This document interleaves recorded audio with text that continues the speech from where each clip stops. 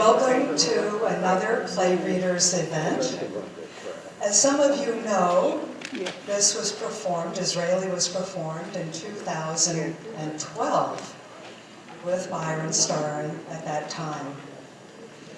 Just to set the scene for a moment, the blue chair on your far right represents Byron's father's house, the Disraeli home. The table or desk and chair represents Disraeli's home, and this podium represents Parliament.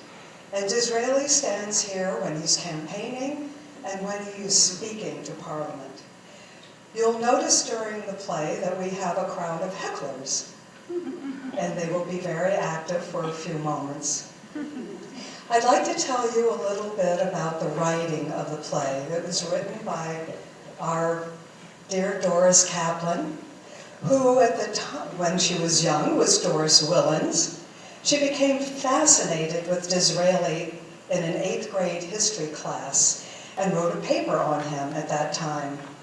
She never forgot that fascination, and years later she decided to write a book on Disraeli.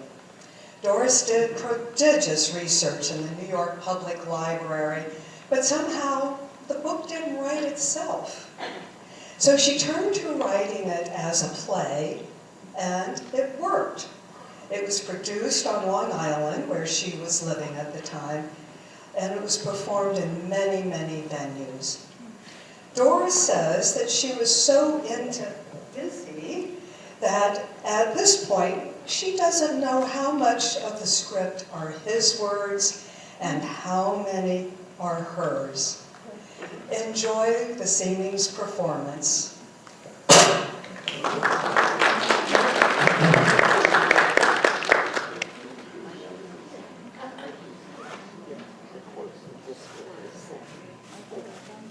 I appreciate your cooperation in my planned biography of your remarkable life. Another one, why can't they wait until I'm altogether dead? I've already gathered a great deal of material from back issues of the press, but I am aware that the press is not always a reliable source. A nicely put threat. Cooperate, or his book will reprint trash that he culls from the press. The American reading public, your novel so popular here, fascinated by your extraordinary rise to Prime Minister of England. Extraordinary. Translation, how did a Jew ever rise to become Prime Minister of England? Oh, not without pain at every step. Example, the ditty that was published in Punch magazine at the time I was first elected to Parliament. A curly-headed Jew boy some years ago fuss I, and through the streets of London, "Old Clo!" I used to cry. And now I am a member, I speechifies and votes. I've given up all my dealings in left-off hats and coats. In a creditable manner, I hope I fills my seat, though I once was but a Jew boy, but whistled through the street.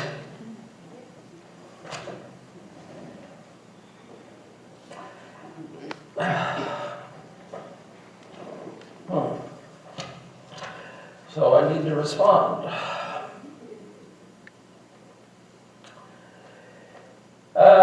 Please understand my unwillingness to make time for such a project. The truth is that I am not an admirer of contemporary biography and dislike to be the subject of it. Worse than biography is autobiography, and there's no danger of that. I've already revealed altogether too much of myself in my novels.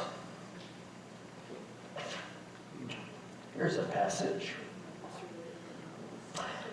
As a child, he burned with desire to be something great and glorious and dazzling.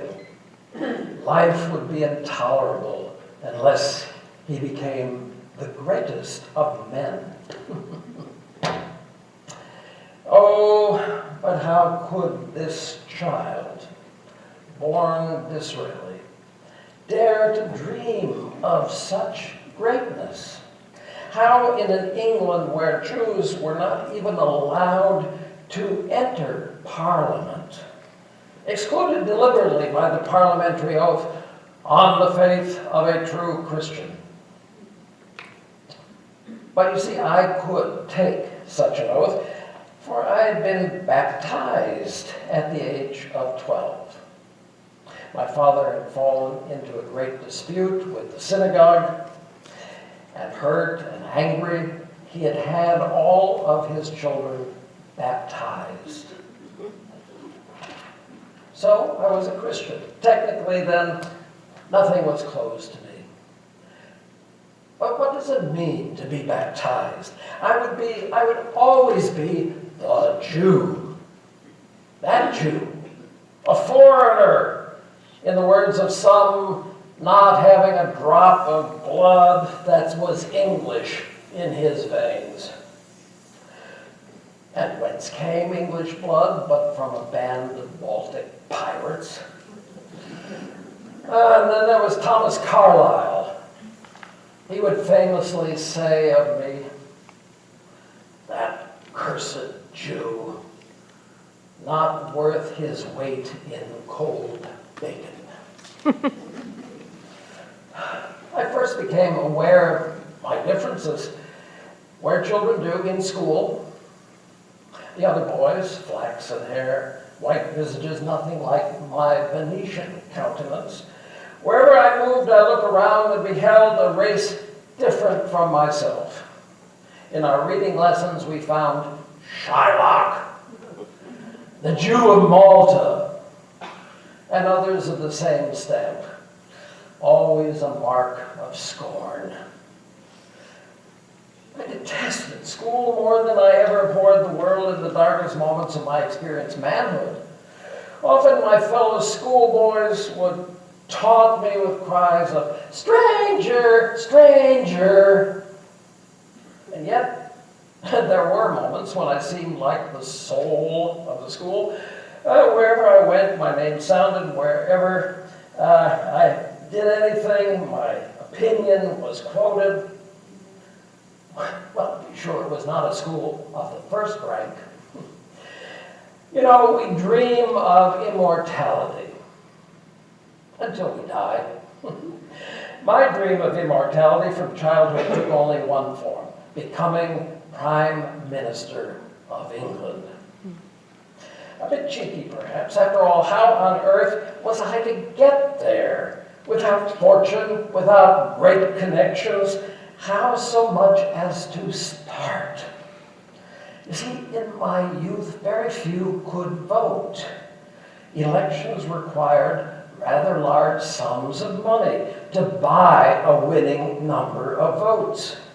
How to get the money? Well, I could see no other way than to speculate. Speculate. I actually believed I was investing in shares that could only go up. So I borrowed money. And my investment failed. I went into the world sunken in debt, plagued by creditors that watched for me, followed me, accosted me, threatened to have me hauled off to debtor's prison. You know, to be harassed about money is one of the most disagreeable things in life. It ruffles the temper, lowers the spirits, disturbs the rest, and finally breaks up the health. And all that before I was 20. I fled from my creditors.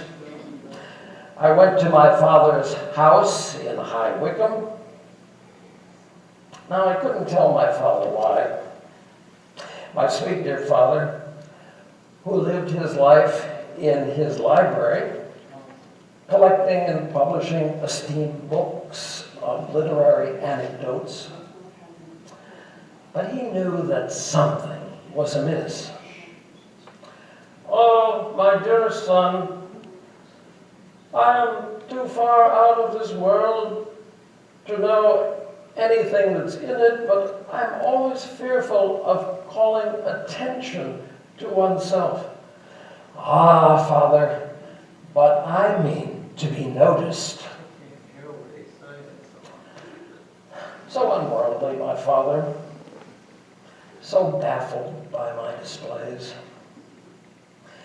Well, there was nothing at all to do in High Wycombe but what my father did.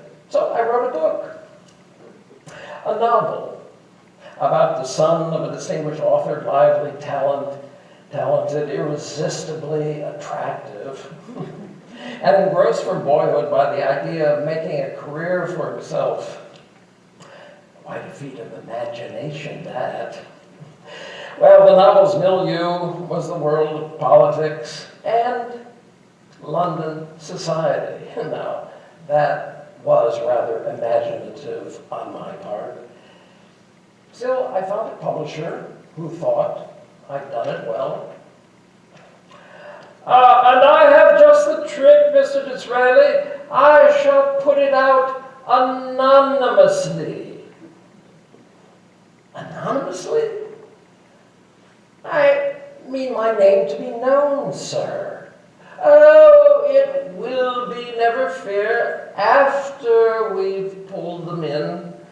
I shall spread the word that the author positively lives in London's finest drawing rooms. Oh, it will sell.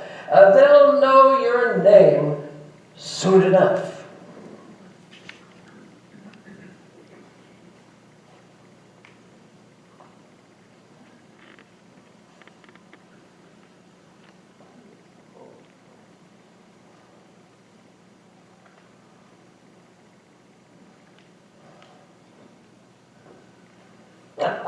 My book. Oh, wonderful. I wonder what the reviews are. Well, it's a fact that London society is talking about my book, a great success, the scandal. They argue about the true identity of the characters.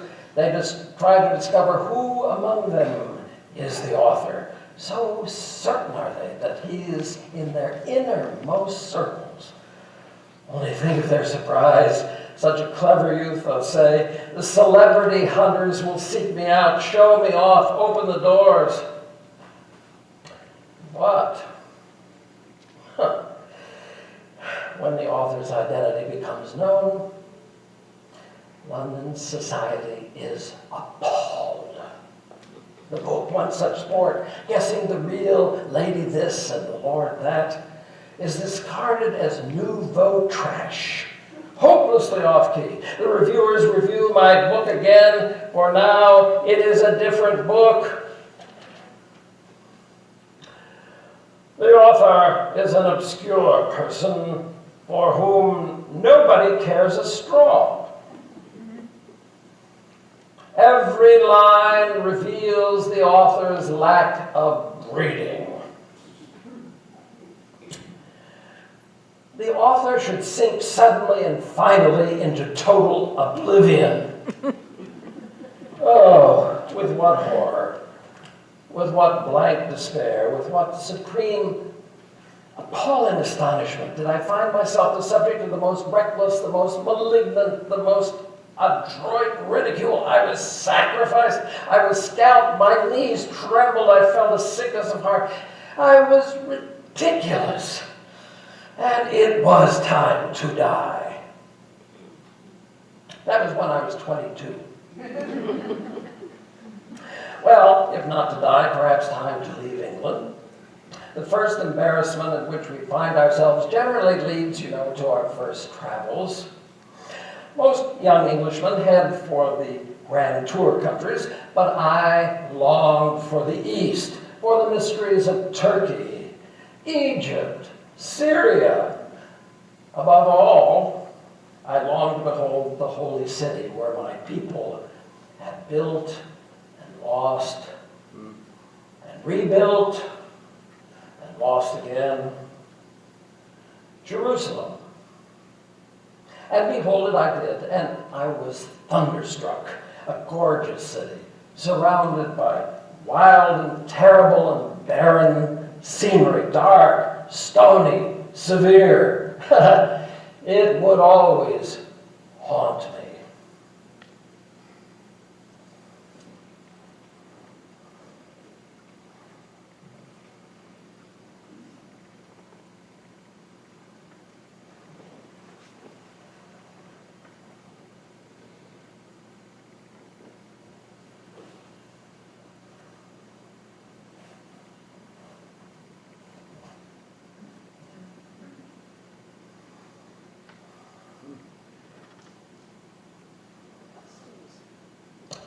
You know, I adore fashion.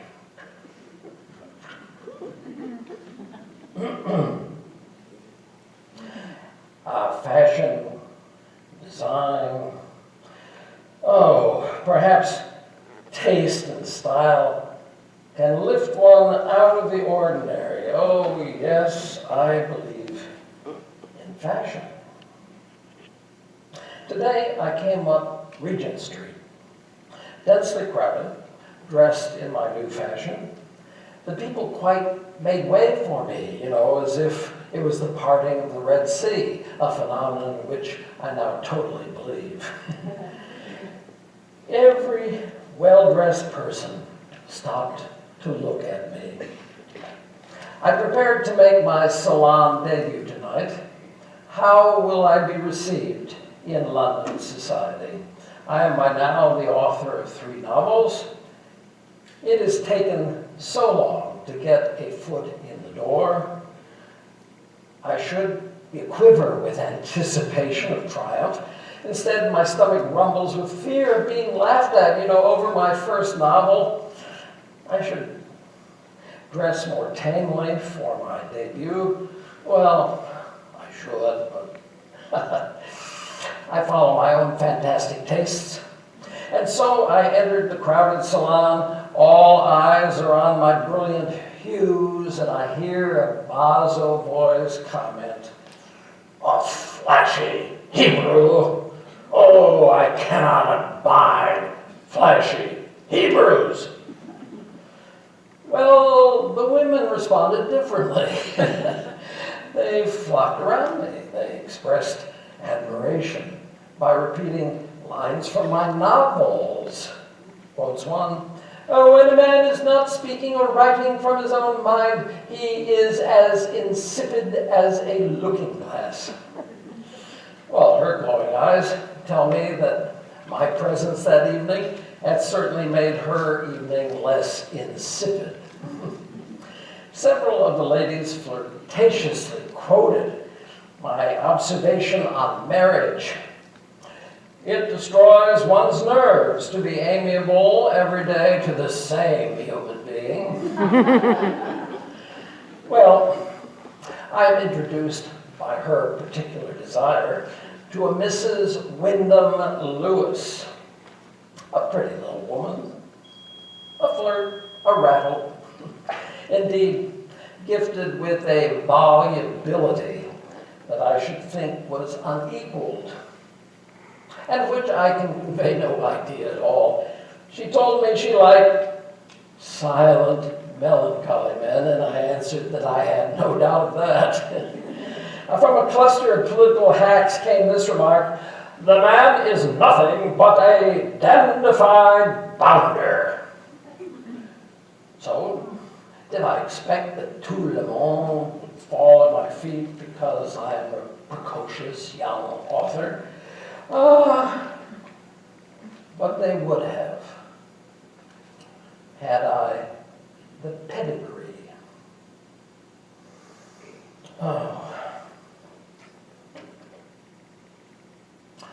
I grieve to say that my hair grows very badly, I think more gray, which occasions me more anguish than even the prospect of death. Death, at least, would remove the pressure of ambition. and the presence of my creditors. They live on my staircase. If I write a dozen more novels, I couldn't pay the debt. Still, I write. But what I wish is to act what I write. I listened to a fine debate today in the House of Commons, one of the finest in years, though I believe I could floor them all. I know I could carry everything in the House. But am I a Whig or a Tory? Well, as for the Tories, I admire antiquity, particularly a ruin. Yes, I think I'm a Tory. But then the Whigs give such good dinner parties, and they're the most amusing. I think I'm a Whig. But then the Tories are so moral, and morality is my forte. I must be a Tory. But the Whigs dress so much better.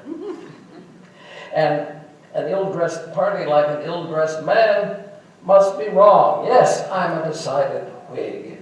And yet, I feel like Garrick between tragedy and comedy. I think I will be a Whig and a Tory on alternate days. Thus, my detractors call me an unprincipled Jew adventurer. I am neither a Whig nor a Tory.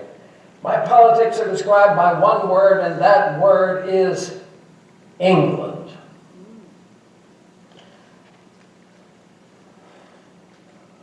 Voters of Wickham, I am a man not of party but of the people. Most of you work the land. I plead your cause. You are the basis, the only solid basis of the social fabric. We cannot count on the industrialists. Anytime it suits them, they can move their factories to Belgium or to France or to Egypt. We live in melancholy times. The world groans with revolutionary upheaval, and our great parties are paralyzed with inaction. They care only for the privileges of the few. I mean to represent no party, but to represent you, to work for the happiness of the many, not for the privileges of the few. And so I confidently predict that when the poll is declared, I shall be up there at the top, and my opponents will be down there. Oh me.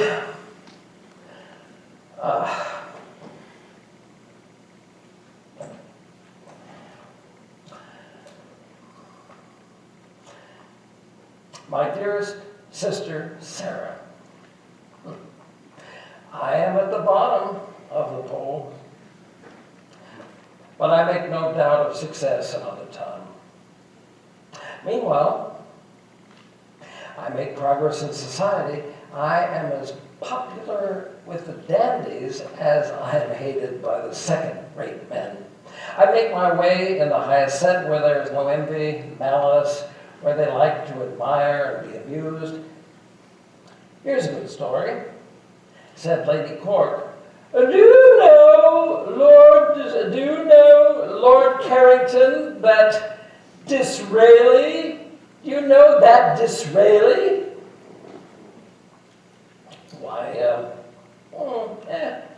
Why, he's your neighbor, isn't he? Oh, his father is. The young man is a very extraordinary sort of person. The father I like. He is very quiet, respectable. Well, why do you think the young man extraordinary? I should not think that you could taste him. Oh, he is a great agitator. Not that he troubles us much now. He's never amongst us now. I believe he's gone abroad again. Oh, you old fool. Why, he sent me this book this morning. You need not look at it. You cannot understand it. It's the finest book ever written. Gone abroad, indeed. Why, he is the Vogue of London. There's not a party that goes down without him. The Duchess of Hamilton says there is nothing like. Lady Lonsdale would give her head and shoulders for him. Oh, he would not dine at your house if you were to ask him. He does not care for people because they are lords. He must have fashion, or beauty, or wit, or something. And you're a very good sort of person, but you're nothing more. Well, the old lord, I'm told, took it very good-humoredly and laughed.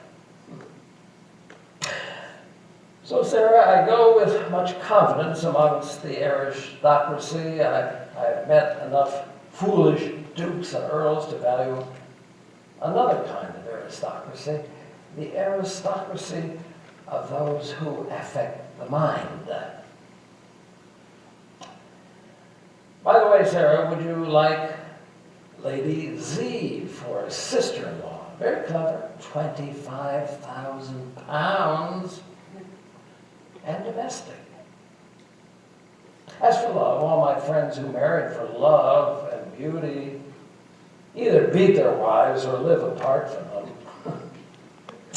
I may commit many follies in life, but I never intend to marry for love. I'm sure that would be a guarantee of infelicity if you marry for love. Lord Shelburne says that perfect society is wives without husbands and husbands without wives.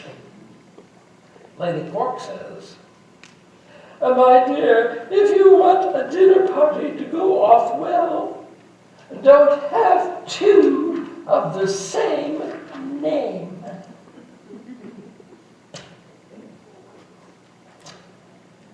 Well, again, I stood for Parliament as a conservative to preserve all that is good in our laws, as a radical to remove all that is bad. I might as well have stood on my head. In fact, when I ran the third time, I was asked what I was going to stand on, and I said, on my head. And I was beaten yet again. Beaten, beaten, beaten. My dear Sarah, I see now that I shall never win without the backing of a party. But which do I dislike the least? The Tories, I believe. Some call them the stupid party, but I will be a Tory.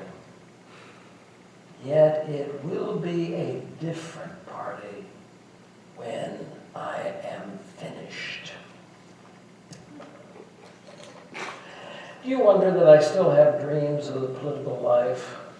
When I'm squashed with debt from my earlier defeats, I have learned, Sarah dear, that a female friend, amiable, clever, and devoted, is a position more valuable than parks and palaces, and I am adopted as a protege by that pretty little flirt and rattle, Mrs. Wyndham Lewis, whose husband is rich, influential, and a Tory member of Parliament.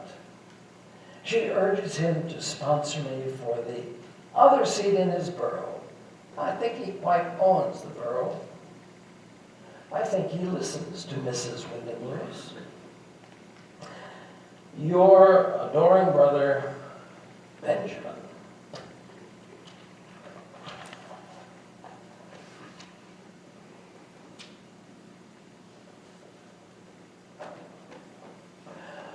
To Wyndham, I owe the greatest opportunity that can be offered to an Englishman, a seat in the House of Commons. In good time, I rose to make my maiden speech. So much rides on one's maiden speech. The members listen and judge. Here is a man who will make his way. Here is a man who will not. Before I uttered a word, I heard their suppressed laughter, my costume perhaps, my Byronic aspect. I imagined or perhaps heard sotto voce echoes of words hurled at me in my election contests of the past. Old Chloe, Shylock.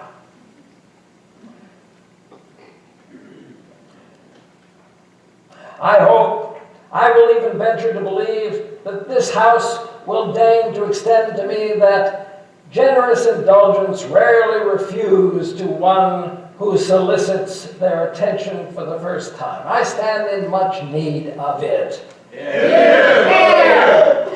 My speech touched on the Irish question. It was not an accident that I rose after the Irish member O'Connell had spoken on the subject. I had not forgotten O'Connell's personal insults in an earlier campaign. His name shows he is by descent a Jew. His father became a convert. He is the better for that in this world, and I hope, of course, he will be the better for it in the next. The Jews were once the chosen people of God. There were miscreants amongst them, however, and it must have been certainly from one of those that Disraeli descended. He possesses just the qualities of the impenitent thief who died upon the cross, whose name I verily believe must have been Disraeli. I challenged him to a duel. My challenge was not accepted.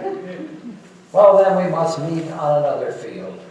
Thus, for my maiden speech in the House of Commons, I chose to rise after O'Connell. I had many points to make in support of my party's position, but first I aimed a shaft at O'Connell's long-winded oratory, and that opened the wound of the past. O'Connell's followers could not be contained. This dandified upstart picking on the Irish hero, this descendant of the impenitent thief who died on the cross.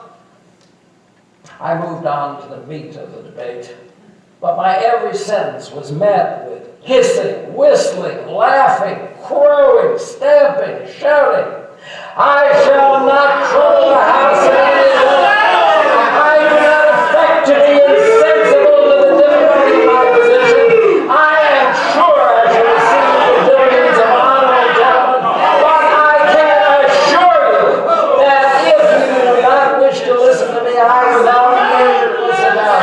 If honorable members think it is fair to encourage me and to interrupt me, I will submit. I do not act so towards anyone. That is all I can say. Nothing is so easy as that. I shall not trouble the house at any rate. I am not at all surprised at the reception I have taken. Oh, I've been on it several times, and I've most often succeeded last. Oh, I will sit down then. Oh. And the waves of ridicule closed over me.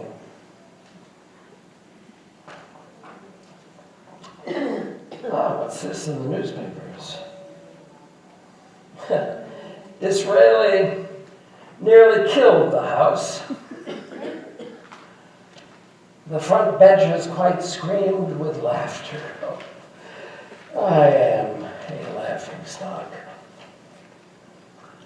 Yes, I was so certain that I could floor them all, that I could carry everything before me in the house.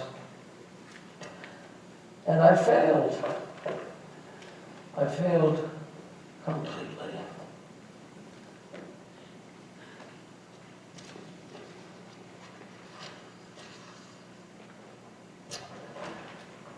Oh, my dearest Sister Sarah, as the day goes on, opinion modifies on my maiden speech. I'm applauded by some. I've even been sought out. And I'm applauded and advised by an old Irish MP who has no more love for O'Connell than I do. He said to me, Get rid of your genius for a session. Speak often, for you must not show yourself cowed. But speak shortly. Be very quiet. Try to be dull. Astonish them by speaking on subjects of detail. Quote figures, dates, calculations. And in a short time, the house will sigh with longing for the wit and eloquence which they know are in you but isn't coming out. Well, I might do worse than to follow his advice.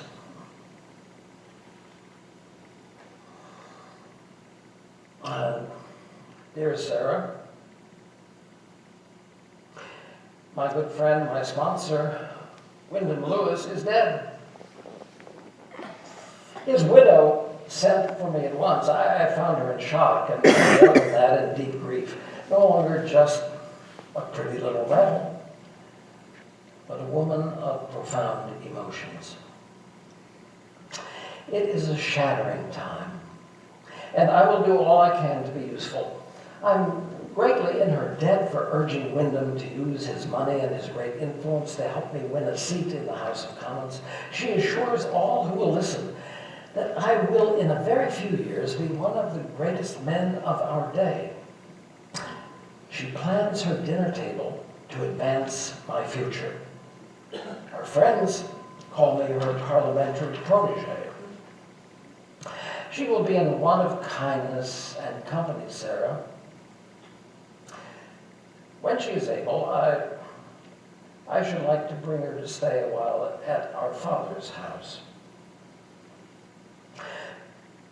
She is an older woman, a decade older than I, but you will find her an excellent creature, although she can never remember who came first, the Greeks or the Romans.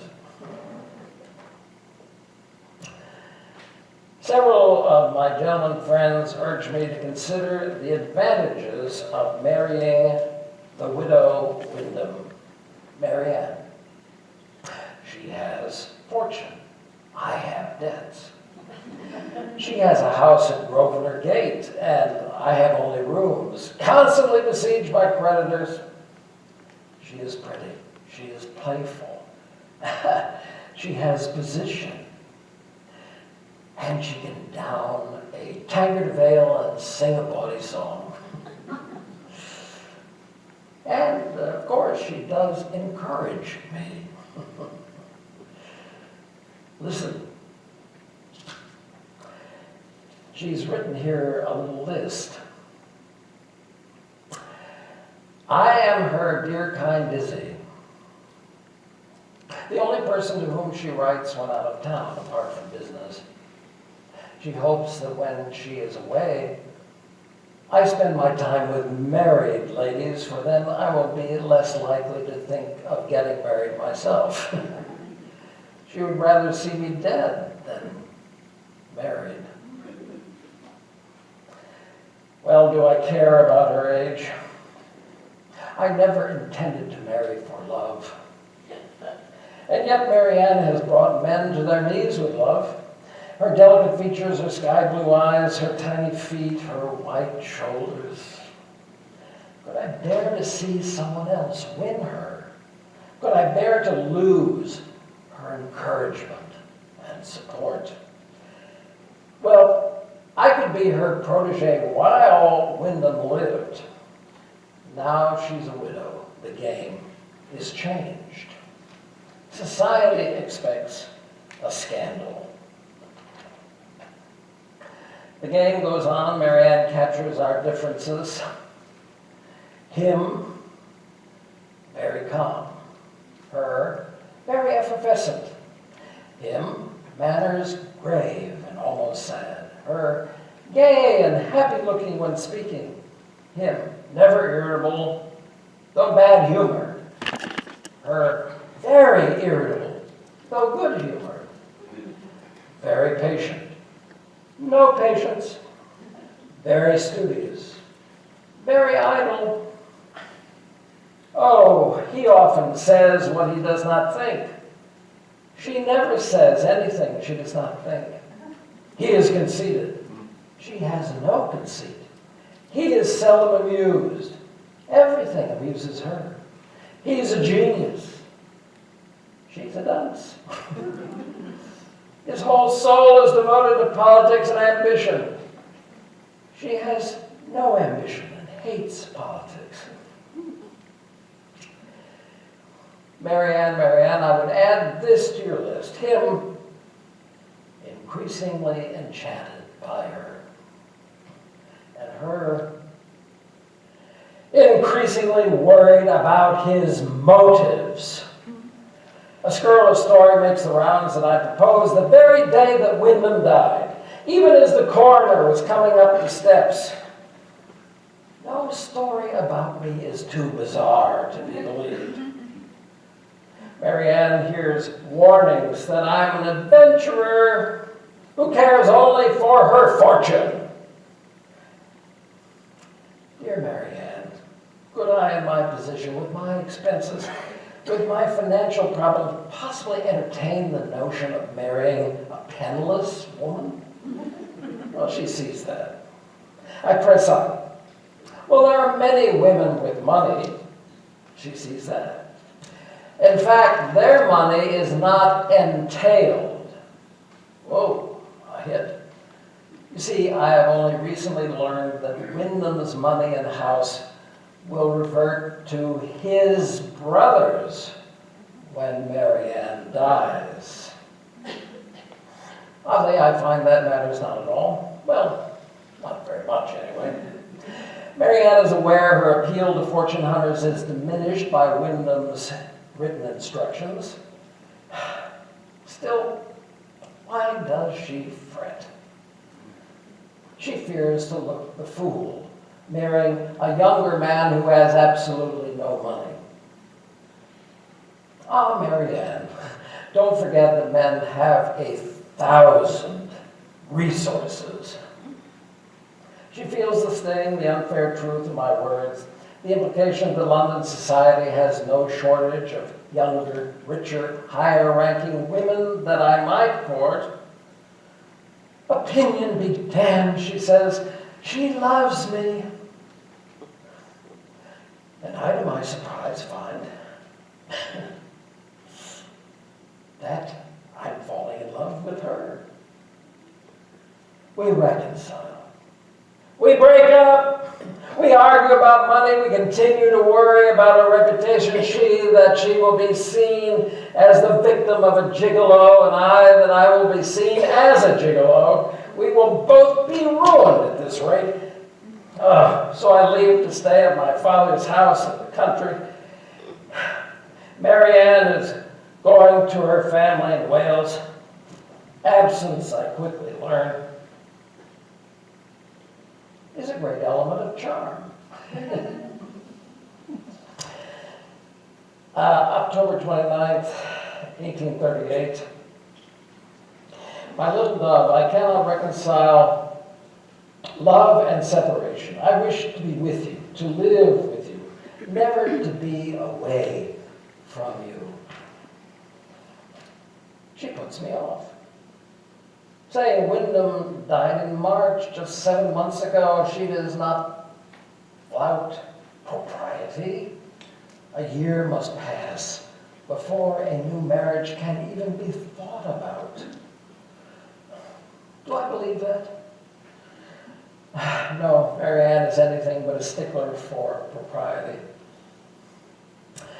I plead with her to come to my father's house, and she promises to be here at New Year.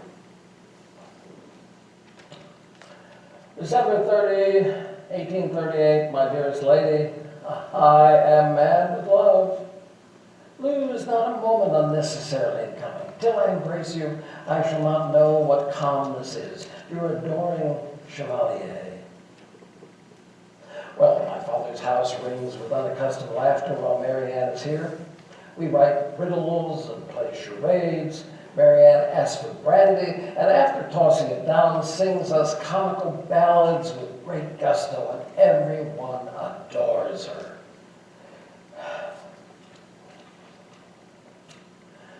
January 23rd, 1839. My dove, my love, my love, my dove, I love you, if possible, each day more truly and more tenderly. Love me as you would your child. And still, Mary Ann hangs back.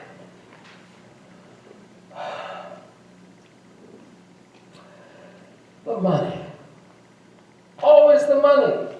Always another friend to insinuate that she is playing the fool. Then we must break it off. He. I am in a preposterous, contemptible position. She. And what of my position?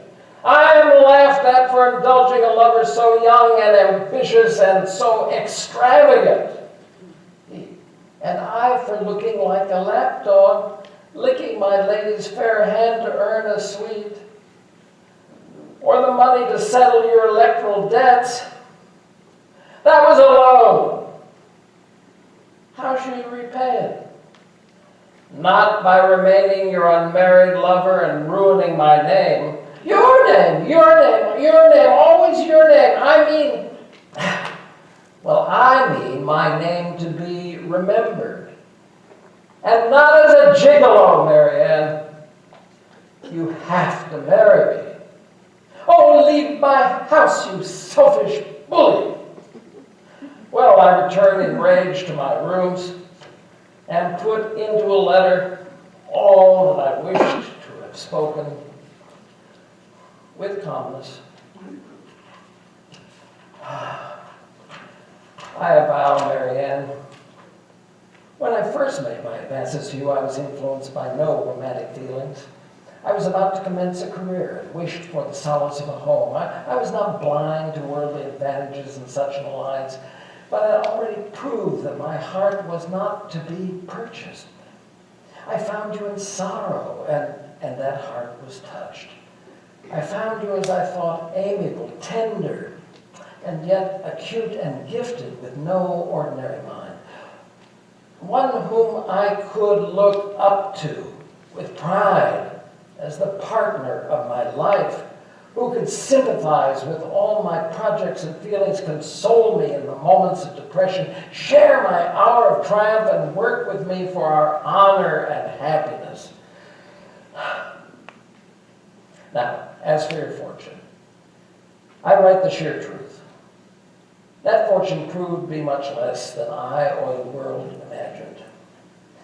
It was, in fact, as far as I was concerned, a fortune that could not benefit me in the slightest degree. It is merely enough to maintain your establishment and gratify your private taste. To eat and to sleep in that house and nominally call it mine, these could be only objects for a penniless adventurer.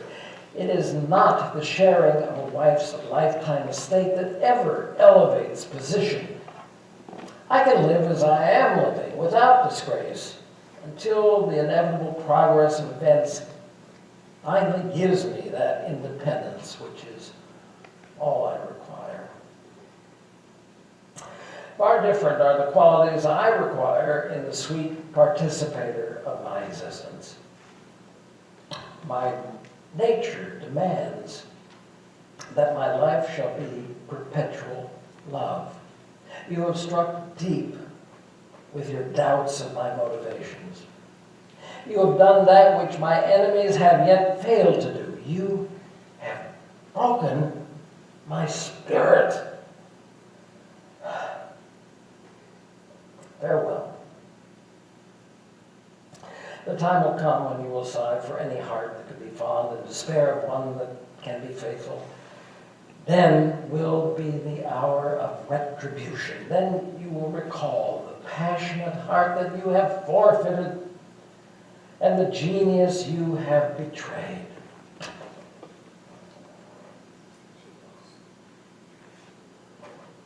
She responded, "For God's sake, come to me. I am ill and almost distracted. I will answer all you wish."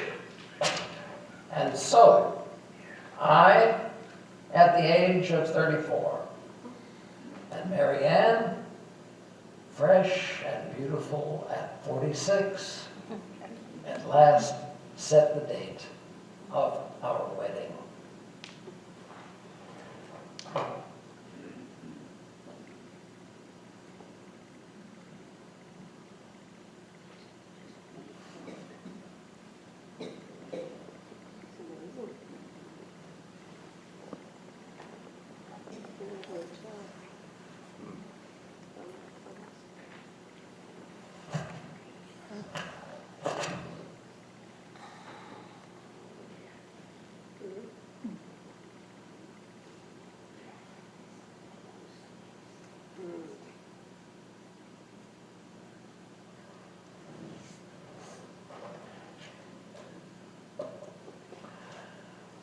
December 18th, 1839, my dear Sarah.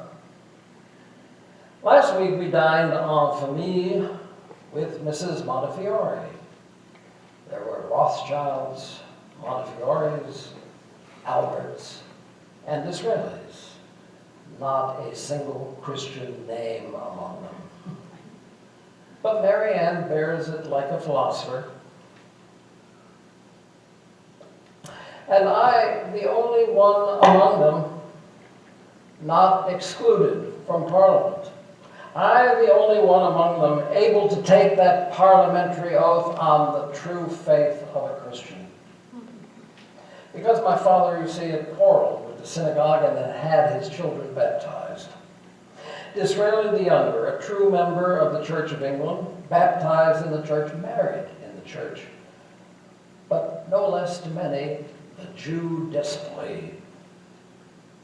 Perhaps what rattles my opponents the most is my pride in the ancient and enduring race of my ancestors. The race whose history, whose literature, whose poetry is every day diffused throughout the world by the church itself.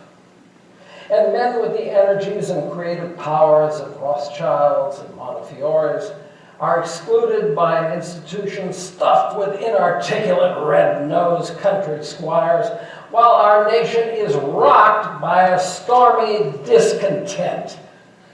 Bad harvests, hard winters, harsh laws against the poor, distress in town and country, disturbances and riots, attempts against the life of the Queen. And in the country, the burning of landowners' haystacks, starvation in Ireland.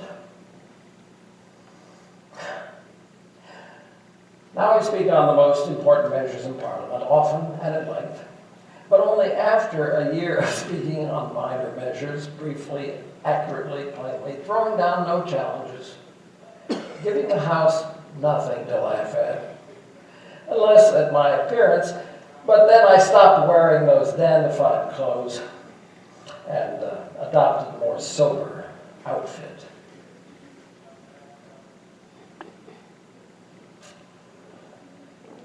Some say our Queen reigns over the greatest nation that ever existed.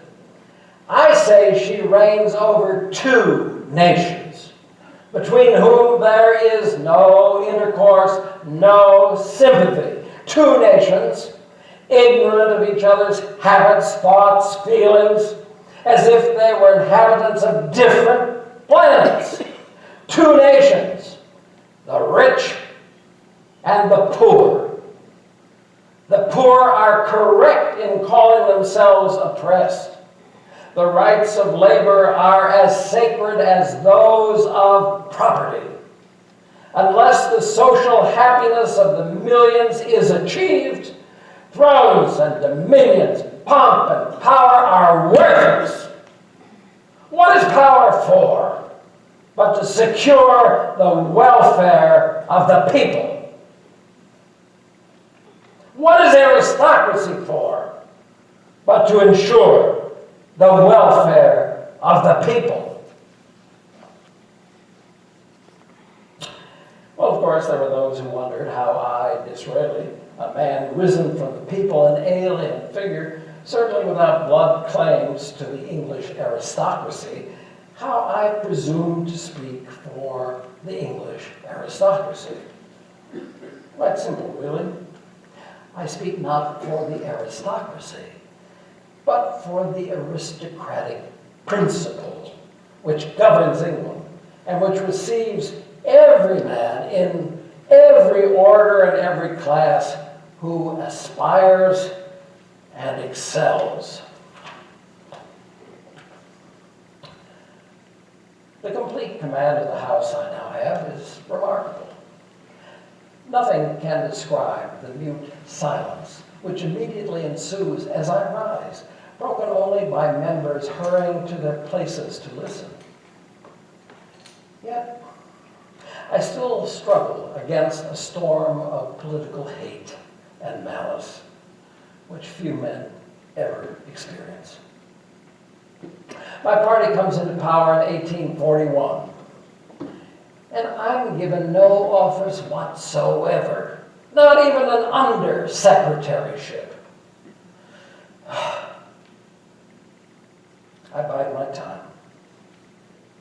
Marianne consoles me with the sweetness of her mind and disposition. My God, how I adore her. Not a moment of dullness in her society. She waits for me after long nights in Parliament with a pie from Fortnum and Mason's and a bottle of champagne. You know, she's more like a mistress than a wife. Lionel Rothschild is elected to Parliament and cannot be seated because his religion does not permit him to take the parliamentary oath on the true faith of a Christian. Rothschild's party, the Liberals, introduced a bill that would dispense with the obligation to take that oath. Thus, finally, Jews would be allowed to enter into the country's politics. The bill comes to be called, of course, the Jew Bill. My party, the Tories, take a stand opposing it on the grounds that those who deny the divinity of Christ should not be allowed to vote on matters relating to the established church. And so, the anonymous blockheads in the benches and in the corridors are imagining my discomfort at having to speak. In fact, they wonder if I will speak. Will Disraeli speak on this one? My closest friends advise me to say nothing at all. Should I speak? Well, I'm not likely to help the prospects of the bill. I'm far more likely to wound my own prospects. Shall I revive the images of Shylock? Old Clue! My friends are right. I should say nothing at all. And yet, I will speak. Not merely on the bill itself, but to the absurdity of their prejudices. Whence come our most precious treasures but from the Jews? Christianity was founded by Jews. Its divine author, in his human capacity, was a descendant of King David. His doctrines avowedly were the completion, not the change, of Judaism. The apostles and the evangelists, whose names men invoke daily and whose volumes they embrace with reverence, were all Jews.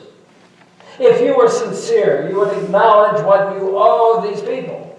And instead of condemning and prosecuting them, you would hold them in high esteem.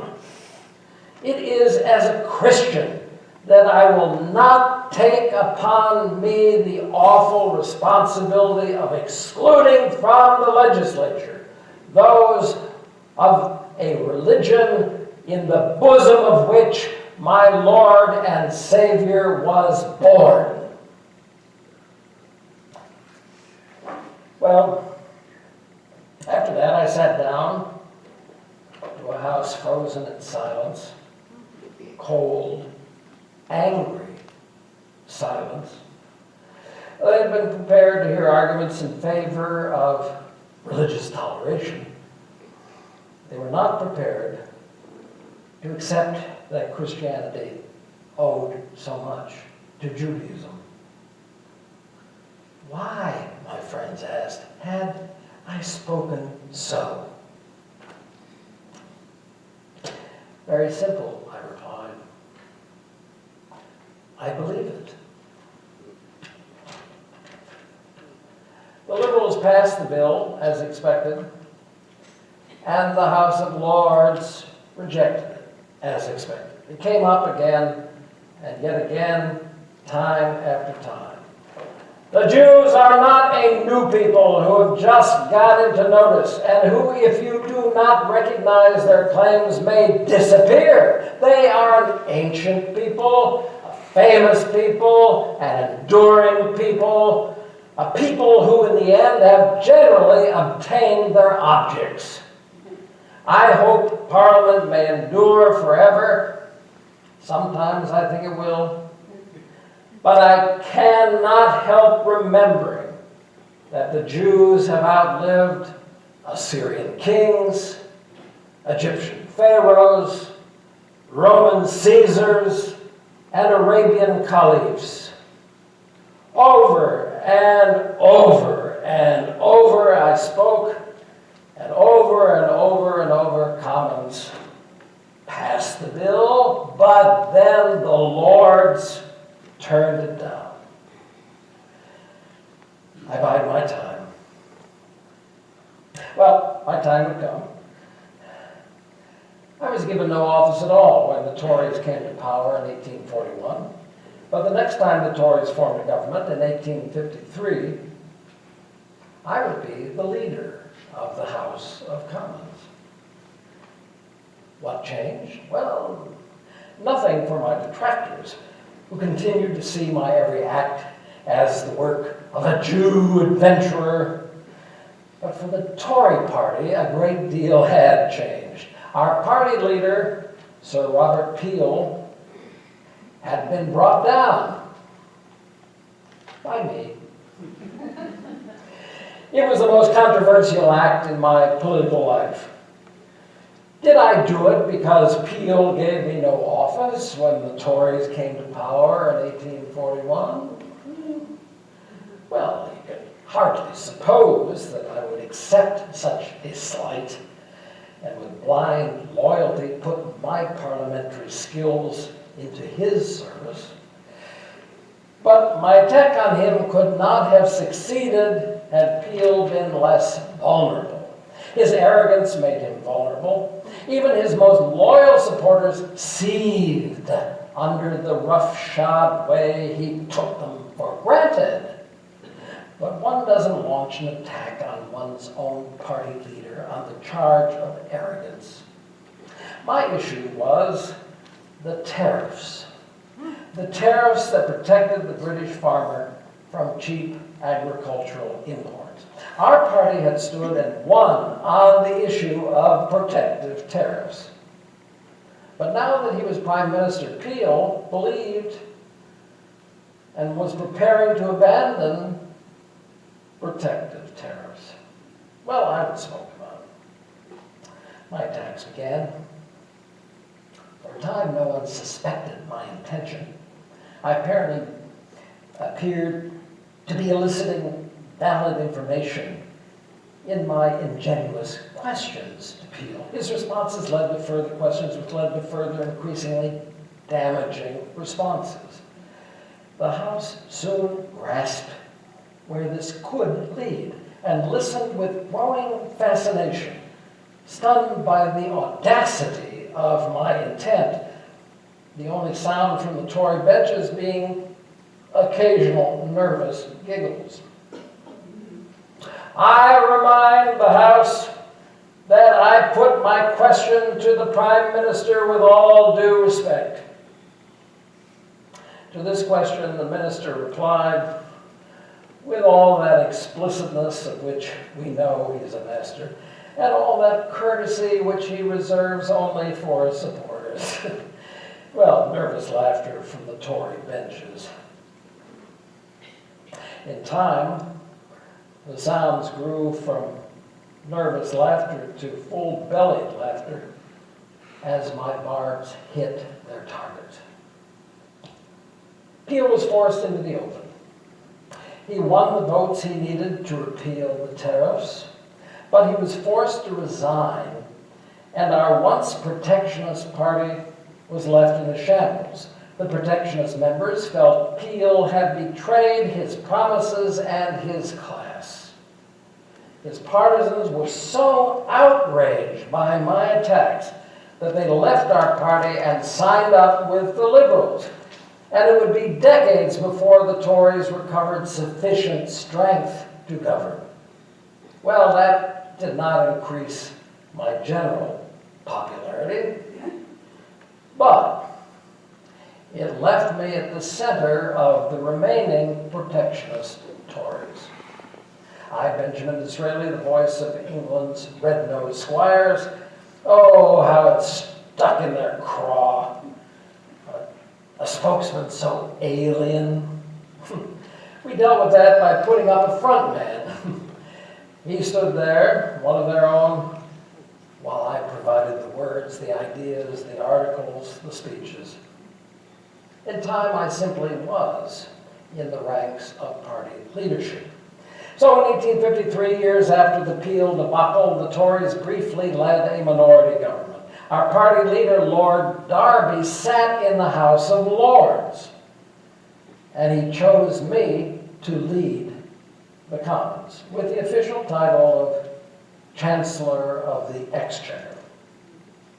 Well, Queen Victoria was not overjoyed.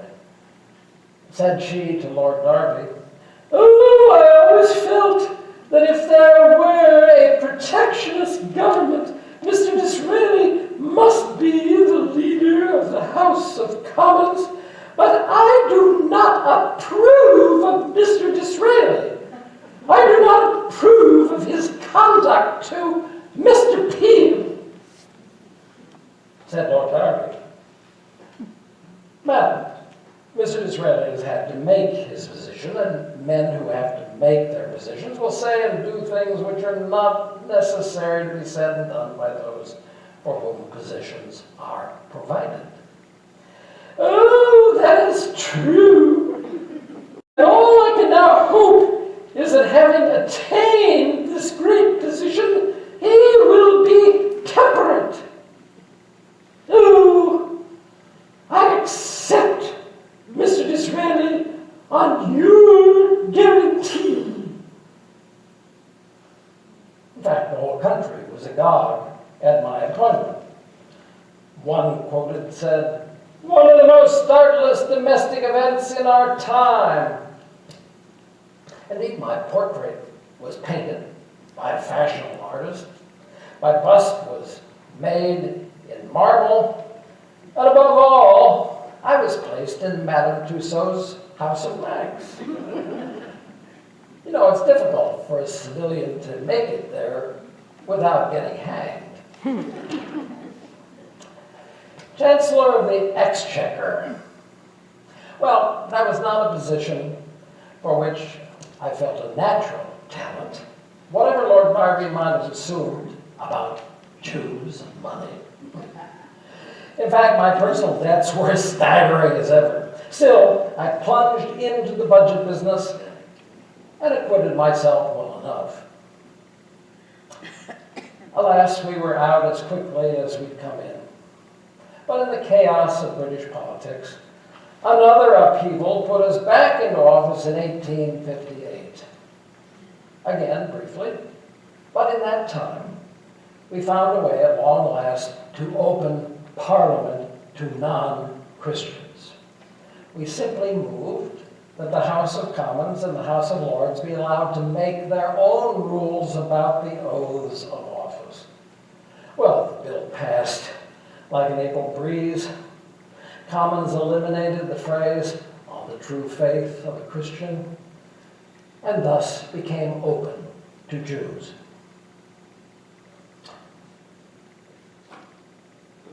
Well, you see, we could accomplish that only because the Liberals supported the measure. The Tories had no real power. We were all but dead as a party. How could the Tories win real power? only with a bold act. I made a plan. Gladstone, the Liberal Party leader, postured as champion of wider voting rights. But I suspected not very much wider. I would smoke them out. First, I had to convince the very reluctant Tories that we must become the party of reform. We must give the vote to the working classes. One household, one vote. We would thus become a national party representing all classes. There was no alternative for the Tories but obsolescence. Now, when Gladstone realized what we were up to, he went wild. One household, one vote. The Liberals had never offered so much. And to Gladstone, such enfranchisement was mob rule. On the final night of debate on our reform bill, Gladstone took the floor and spoke with more than his usual violence, smashing his fist on the table and doing that, saying, "Never let it be said that the Commons of England passed a bill such as this, an invitation to mob rule. We must reject, utterly reject, this gigantic engine of fraud, cynically conceived for the purposes of the hour." And final smashes on the table made papers and pens fly. A stunned silence fell over the house. All eyes looked to me. I sat with my head bowed, as though devastated by his attack. Then I rose. The right honorable gentleman has spoken with much passion, much eloquence, and much violence. But the damage can be repaired. And then I bent over and picked up all the pens and papers that had flown and put them back on the lectern.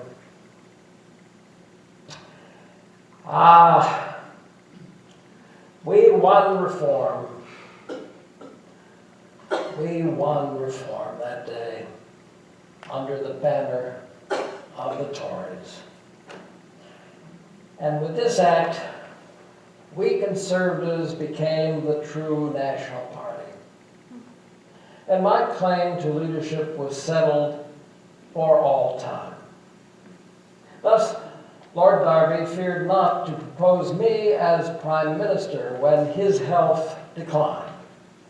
Said he, a year ago the party might not have accepted Disraeli as their leader, but with the reform bill, he has won his way to the top, fairly and honorably. Well, everywhere I was greeted with tumultuous cheering. I had never expected that. Queen Victoria, in mourning since her husband died 6 years earlier, almost danced with pleasure. "Oh, Mr. Disraeli is Prime Minister, a proud thing for a man risen from the people. And I must say, really, most loyally, it is his real talent, his good temper, and the way he managed the reform bill last year, which has brought this about." I gave the Queen my loving loyalty and faith. She confided to her daughter that she found me full of poetry, romance, chivalry. Victoria, the fairy queen, a strength of this nation, her dignity and wisdom, helping England progress through perilous times. Well, I had 8 months as Prime Minister before the next general election. And then, Despite our work for reform, the voters returned the Liberals in a crushing majority.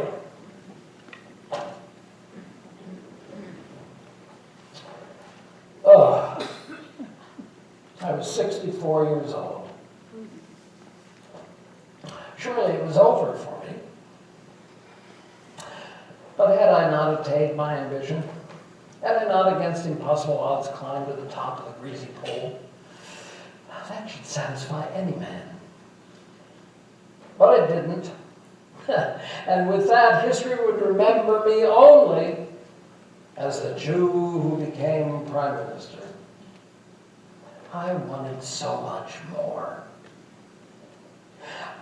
I wanted to improve the welfare of the people, and in foreign affairs to restore England to her former glory. Oh, the Liberals were splendid at balancing the budget, but their economic ineconomies sapped the strength of our armed forces, rendering our threats empty and turning England into a laughingstock in foreign affairs. The Liberals meddled and muddled, interfering in the politics of other countries, making promises they didn't keep, and they drifted into unjust, repulsive little wars. Every decision seemed a blunder. I rose again to speak to Parliament. You have chosen a winter campaign, and what have been your preparations for it? Only in November you gave orders to build huts. You have not yet set out the winter clothing, which is adapted to the climate. You have commenced a winter campaign in a country where it most of all should be avoided. You have commenced such a campaign, a great blunder, without providing for it, the next great blunder. The huts will only arrive in January, and the furs probably will meet the May sun. These are your preparations? Well, the press said, Disraeli dazzles in opposition. He masters every question of importance, foreign and domestic. But to what end? That the responsibilities of government were not mine soon turned out actually to be a blessing. I can devote myself to Mary Ann. In her 70s now, still adoring and adorable. She suffered in silence from cancer of the stomach. She never spoke to anyone of her illness. She wished me not to know, so that I should not be distracted from important matters. I followed her lead, pretending that I did not know. Being out of power, I needed no excuses to be with her rather than away at meetings. She went on giving and attending dinner parties. She let no one see her pain. In her final days, Mary Ann refused to go to bed, resolutely sitting up in her chair, convinced that the only place a person could possibly die is in bed.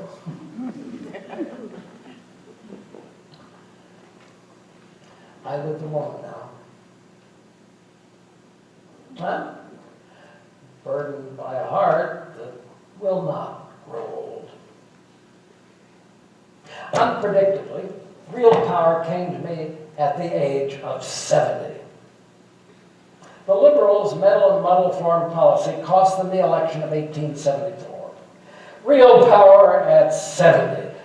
Oh, also some gout and bronchitis. But I kept the medical profession employed, you see. Yeah, my grandfather lived into his 90s, and my father died, at 82, but not through decay, but rather in an epidemic. Real power at 70. I'd recently new novel, a task far more exhausting than politics. And I was free of debt at long last. Not through my books, nor through my marriage, no. Most strangely, through a legacy left to me by a Christian convert in approbation and admiration of my efforts to vindicate the race of Israel.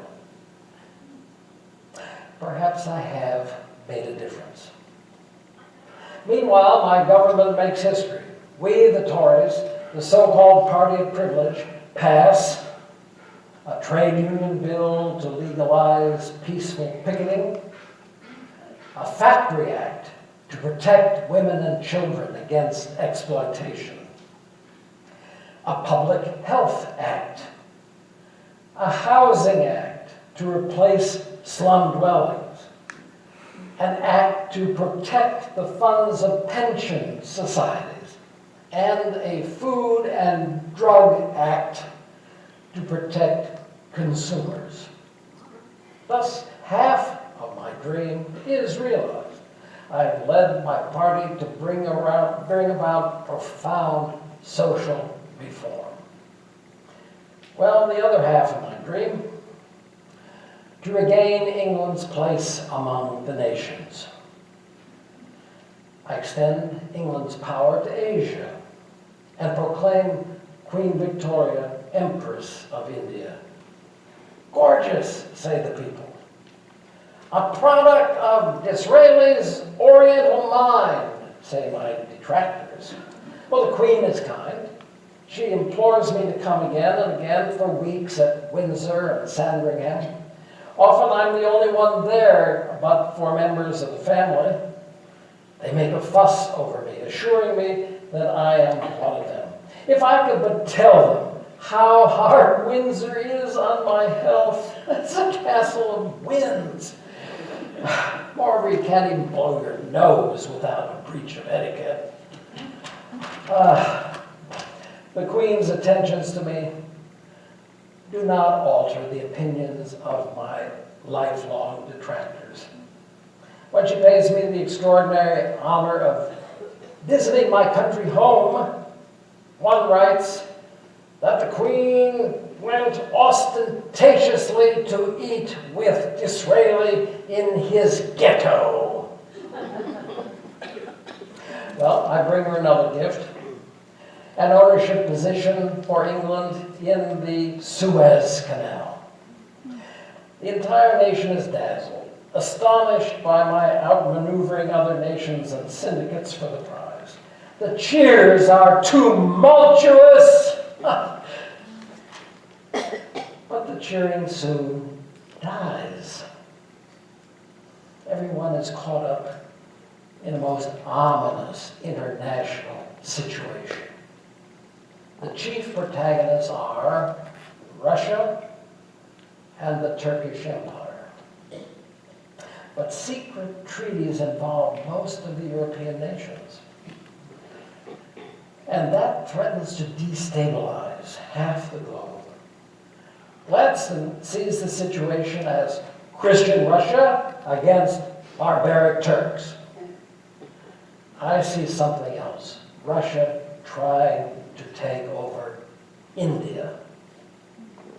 Gladstone whips up passions against the Turks for their acts of barbarism.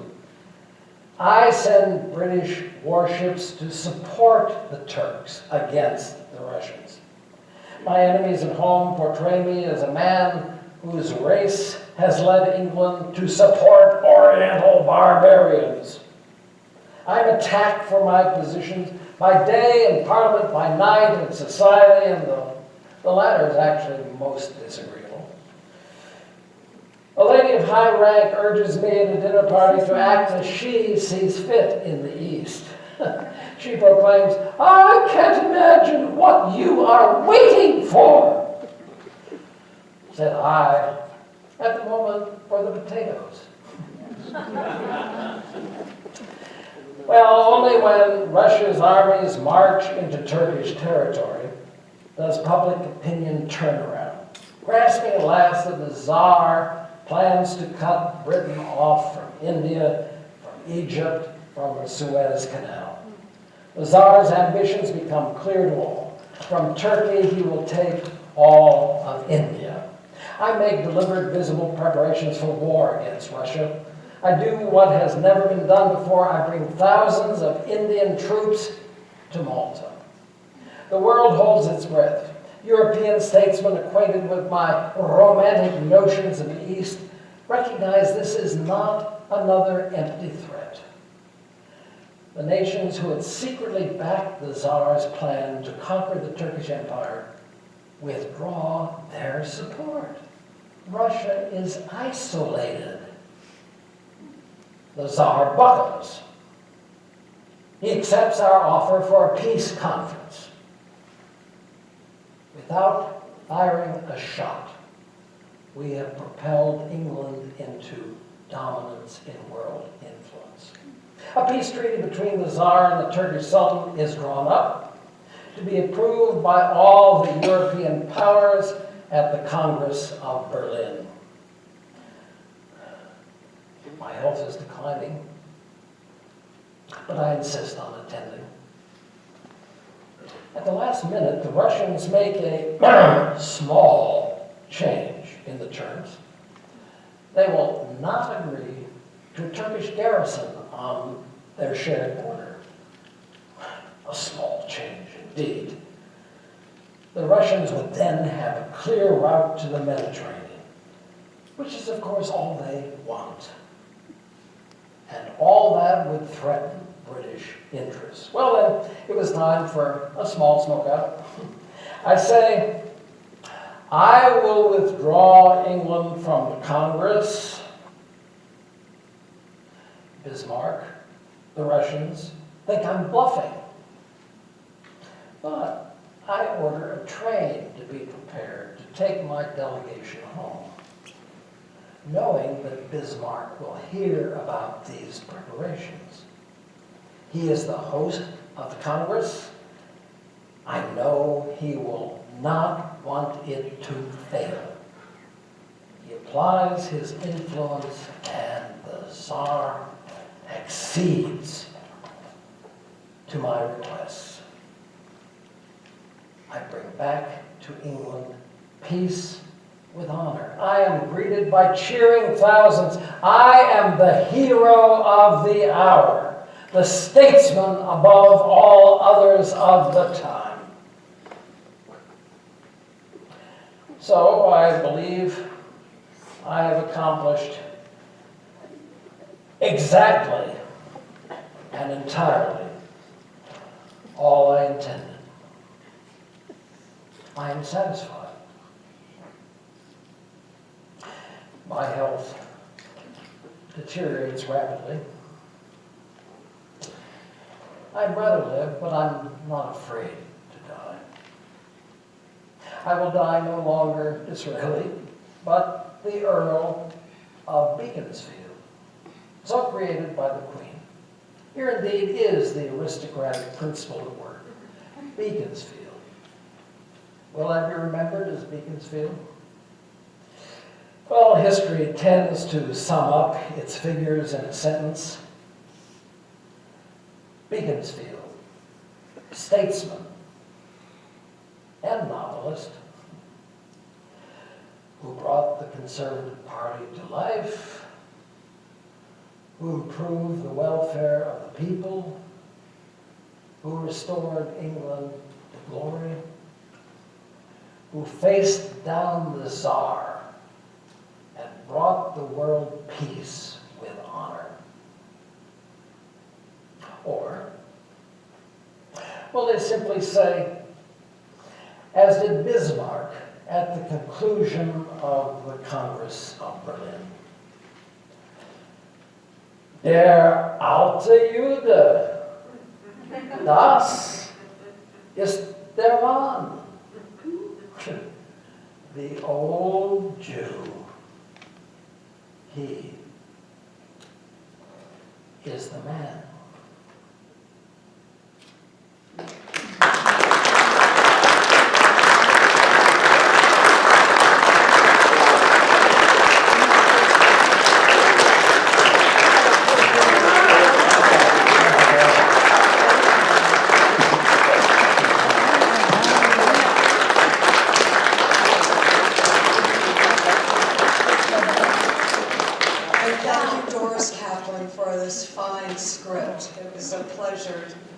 work on it. Thank all of you for attending, and I wish to thank Will Castle for manning the audio and Deborah Nixon for videotaping this performance. We hope it'll appear on YouTube in the near future. Thank you all very much, and thank you again, Byron.